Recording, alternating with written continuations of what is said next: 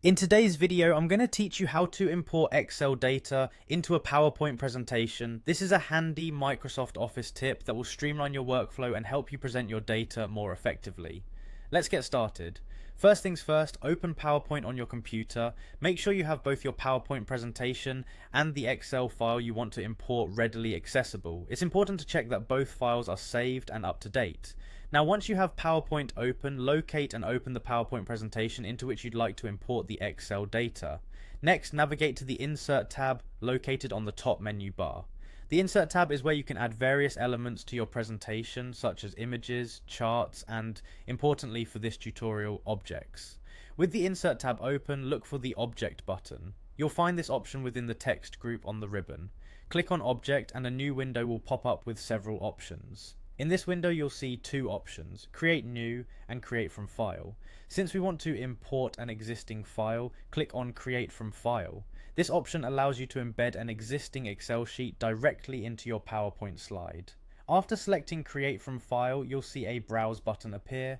Click on Browse to locate your Excel file on your computer. Now explore your file directories to find the Excel file you aim to import. It might be helpful to know the exact location or have it saved on your desktop for easy access. After locating the desired file, double click on it or click on Open. Once you've chosen your file, you'll be redirected back to the previous screen. Here's a small but crucial step. Click on OK, not once but twice. The first OK confirms your file choice, and the second OK finalizes the import process.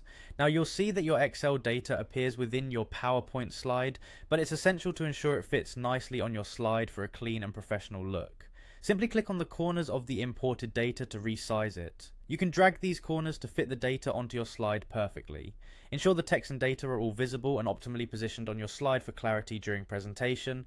And there you have it, you've successfully imported Excel data into a PowerPoint presentation.